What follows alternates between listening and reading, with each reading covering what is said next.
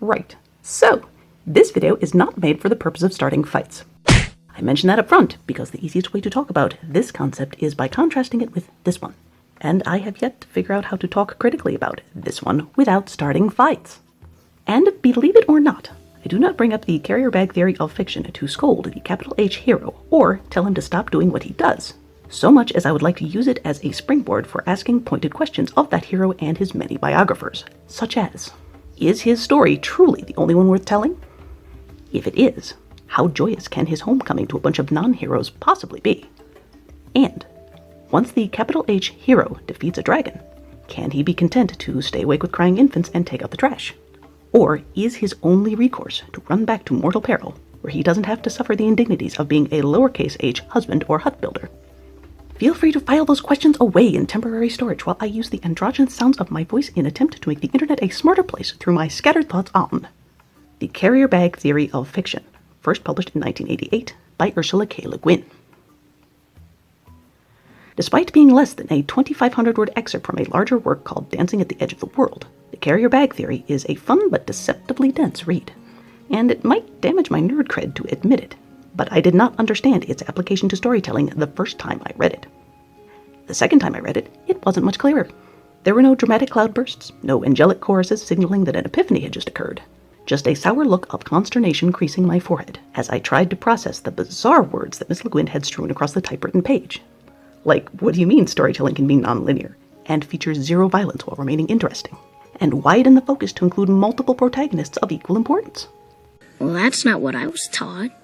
It was not until the third time I read about Miss Le Guin's carrier bag that I began to understand my lack of understanding toward more than one kind of story was a symptom of narrative malnourishment and the entire point of the essay. As Miss Le Guin puts it, heroes are powerful.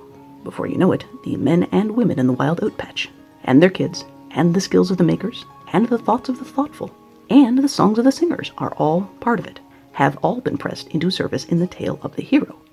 But it isn't their story. It's his. I'm not telling that story. We've heard it. We've all heard all about all the sticks, spears, and swords, the things to bash and poke and hit with, the long hard things, innuendo intended, if not by Miss Le Guin, certainly by me.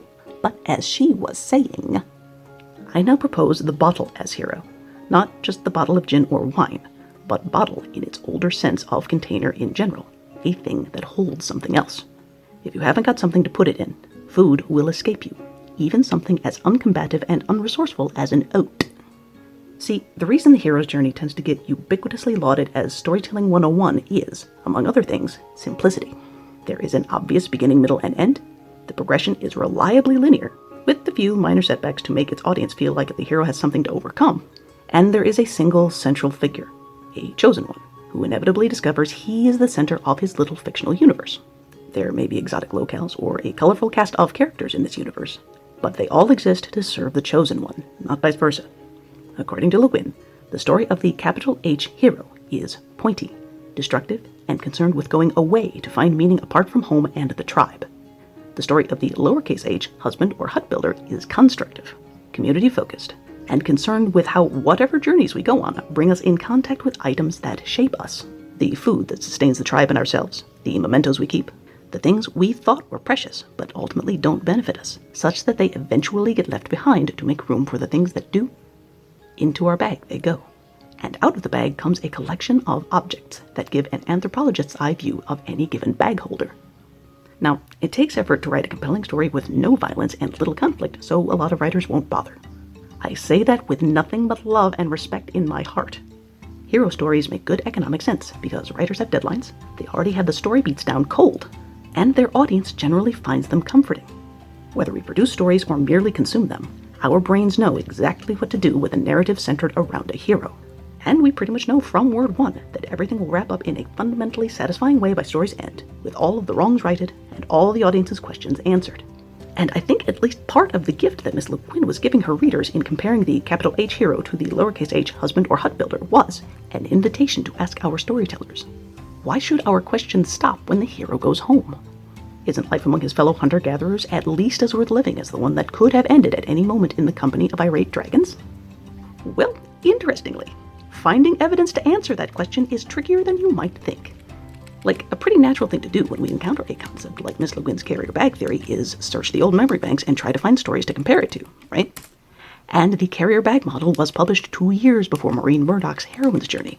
So, if carrier bag theory is indeed a worthy storytelling model, surely in the decades since its release, there should be dozens, if not hundreds, of solid, well-known examples of stories that have used the theory as a template to resounding applause.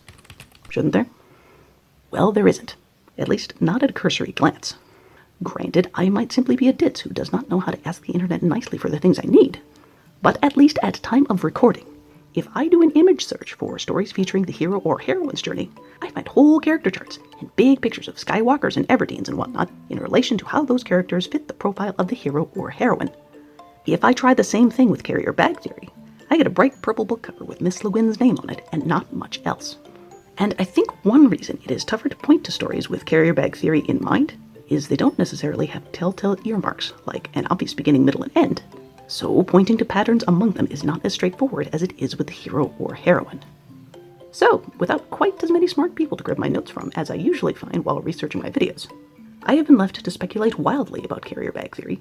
And one of those speculations is that folks who enjoy character-driven narratives are going to resonate with this storytelling model more intuitively than folks who require a plot-driven narrative. The first examples of carrier bag theory that I felt I could point to with at least a little confidence were children's stories, like Kiki's Delivery Service and My Neighbor Totoro, in which day-to-day life is the story. There is no chosen one on whom the universe is anchored, and the stakes are incredibly personal.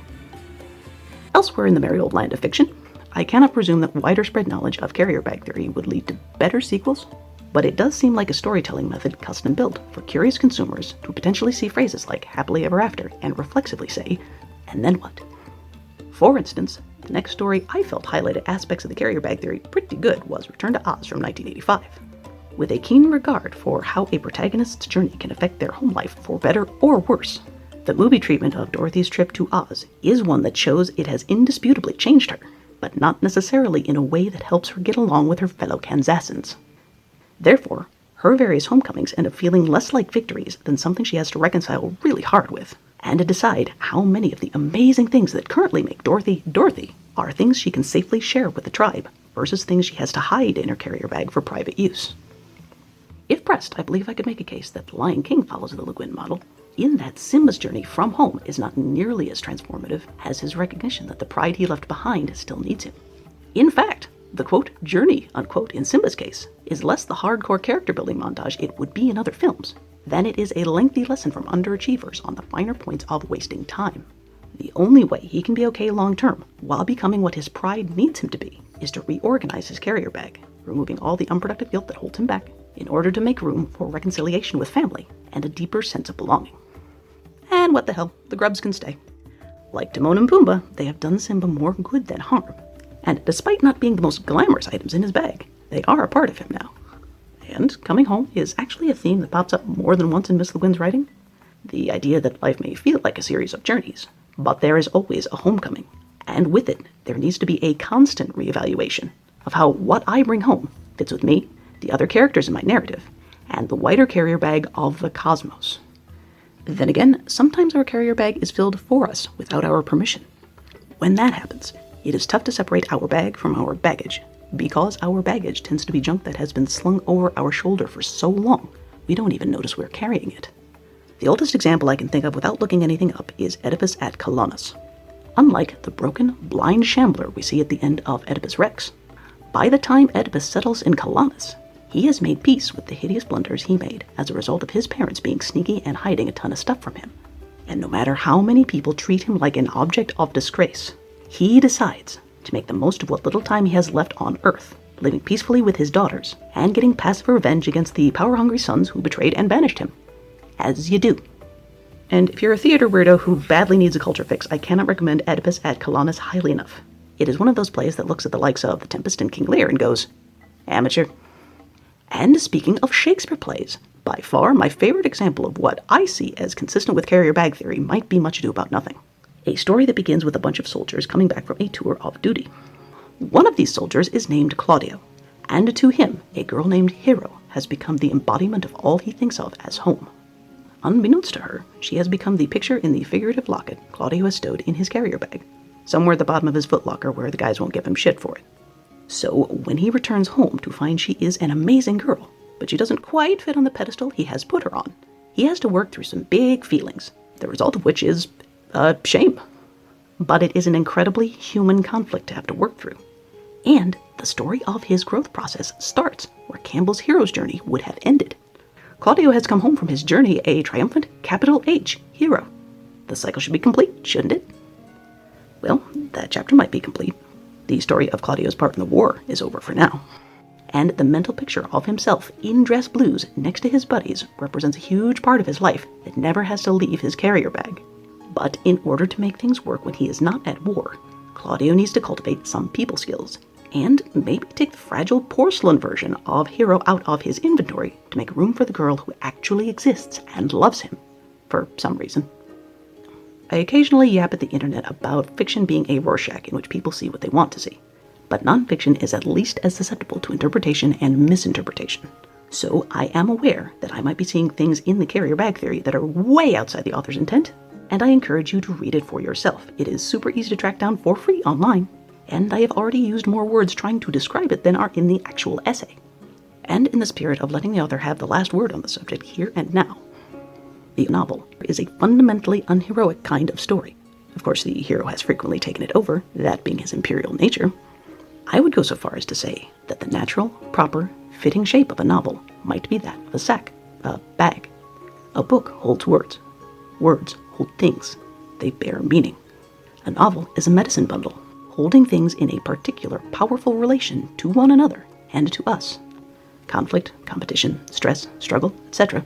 within a narrative conceived as a carrier, bag, belly, box, house, medicine bundle, may be seen as necessary elements of a whole, which in itself cannot be characterized either as conflict or as harmony, since its purpose is neither resolution nor stasis, but continuing process.